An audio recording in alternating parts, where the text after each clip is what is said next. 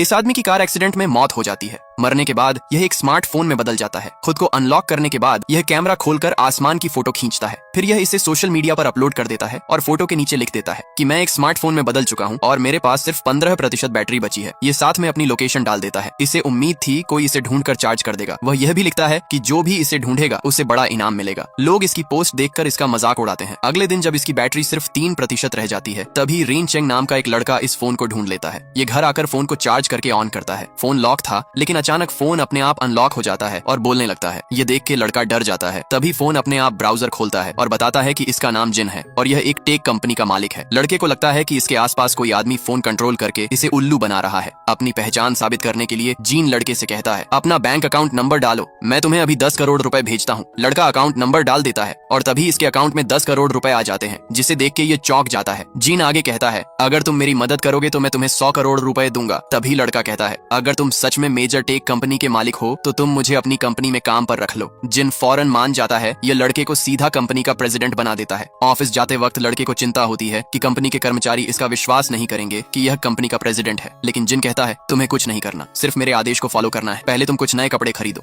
लड़का 8 सूट्स खरीदता है और एक लग्जरी होटल में ठहरता है। जैसे ही लड़का ऑफिस पहुंचता है, सारे कर्मचारी इसके स्वागत के लिए झुक जाते हैं। लड़का सबसे पहले खुद को शांत करता है और कर्मचारियों से कहता है, मुझे यह बनावटी दिखावा पसंद नहीं है। तभी एक महिला लड़के को खुद का परिचय देती है कि मैं अंजू आपकी सेक्रेटरी हूँ। प्रेसिडेंट के ऑफिस के बाहर पहुंचकर लड़का खुशी के मारे पागल हो जाता है। अंदर जाते ही लड़का इतना बड़ा ऑफिस देखकर दंग रह जाता है। काम खत्म होने के बाद जिन लड़के को उसे अपने पुराने घर में जाने के लिए कहता है। जिन बस अपनी बेटी को देखना चाहता था। जैसे ही लड़का यहाँ से जाने लगता है, तभी घर का नौकर बाहर आता है और घबराते हुए कार भगाकर ले जाता है। जिन लड़के को नौकर का पीछा करने के लिए कहता है। इसे लगता है एक्सीडेंट के पीछे नौकर का हाथ हो सकता है। तभी नौकर एक कैफे में जाता है। लड़का नौकर के पास जाने लगता है, लेकिन जिस आदमी से नौकर मिलने आया था उसे देख के लड़के के होश उड़ जाते हैं। ये परिवार खुशी खुशी फोटो खिंचवा रहा था। वहीं इनका गोद लिया बेटा चुपचाप सीढ़ियों पर बैठकर इन्हें देख रहा था। तभी माँ का ध्यान इसकी तरफ जाता है और ये इसे अपने पास बुलाती है, क्योंकि ये भी इसे अपनी फैमिली फोटो में देखना चाहती थी। ये लड़का 16 साल का था, लेकिन इसका दिमाग एक छोटे बच्चे जैसा था। जब यह सिर्फ 4 साल का था, तब कुछ अपराधी इसकी माँ को मार देते हैं। उसके बाद कई परिवार ने इसे गोद लिया, पर किसी ने भी इसे प्यार नहीं दिया। जब इसे भूख लगती थी तो यह कूड़े से खाना उठा लेता था, और जब इसे नींद आती थी तो यह किसी शरणालय में जाकर सो जाता था। एक दिन एक कपल लड़के के पास से गुजर रहा था। तभी यह लड़के को देखते हैं और इससे पूछते हैं कि तुम कहाँ जा रहे हो। तभी लड़का कहता है, मैं शरणालय में सोने जा रहा हूँ। लड़के के गंदे कपड़े देखकर औरत को इस पर दया आ जाती है। यह गाड़ी से बाहर आकर लड़के से पूछती है, क्या तुम हमारे साथ हमारे घर चलोगे। पहले तो लड़का मना कर देता है, क्योंकि पहले कई परिवार इसे ठुकरा चुके थे, लेकिन औरत इसे प्यार से बेटा कहकर पुकारती है और इसे अपने साथ ले जाती है। लड़के ने इतना बड़ा और सुंदर घर पहली बार देखा था। जिंदगी में पहली बार लड़का इतने मुलायम सोफे पर बैठा था। माँ को लड़के की चिंता होती है। सुबह माँ देखती है कि लड़के ने अपना बिस्तर अच्छे से तय लगाकर सोफे पर रख दिया था और यह चुपचाप घर से जा रहा था। माँ भागकर बाहर आती है और लड़के से कहती है, आज थैंक्सगिविंग है, सिर्फ आज का दिन हमारे साथ रह लो। लड़का मान जाता है। जब सभी खाना खा रहे थे, तभी ये अपने लिए बिल्कुल थोड़ा सा खाना लेता है। माँ देखती है कि जब सारे बच्चे टीवी देखते हुए खुशी से खाना खा रहे थे, तभी लड़का अकेला चुपचाप डाइनिंग टेबल पर बैठकर खाना खा रहा था। माँ लड़के की सादगी देखकर बहुत प्रभावित होती है। तभी माँ टीवी बंद कर देती है और सभी को साथ में खाने के लिए कहती है। खाना शुरू करने से पहले सभी एक दूसरे का हाथ पकड़ते हैं। लड़का डर जाता है, लेकिन जब छोटे भाई ने इसकी तरफ अपना हाथ बढ़ाया तो यह भी अपना हाथ बढ़ाकर अपने छोटे भाई का हाथ पकड़ लेता है। अगले दिन माँ इसे कपड़ों की खरीदारी कराने ले जाती है, लेकिन जब यह महंगे कपड़े देखता है तो कहता है, मुझे ये पसंद नहीं आए, और उसकी जगह अपने लिए सस्ते कपड़े चुनता है। रात को माँ लड़के से पूछती है, क्या तुम हमारे साथ हमेशा के लिए रहना चाहते हो। लड़के को पहली बार किसी परिवार ने इतना प्यार दिया था। तभी लड़का हिम्मत करके हाँ कह देता है। माँ मुस्कुराती है और लड़के के लिए एक कमरा तैयार करती है। लड़का झिझकते हुए माँ से पूछता है कि क्या यह मेरा कमरा है। माँ मुस्कुराती है और कहती है, हाँ यह सारा कमरा तुम्हारा है। तभी लड़के के चेहरे पर मुस्कान आ जाती है। क्या आपको नहीं लगता कि अनाथ बच्चों को भी प्यार मिलना चाहिए।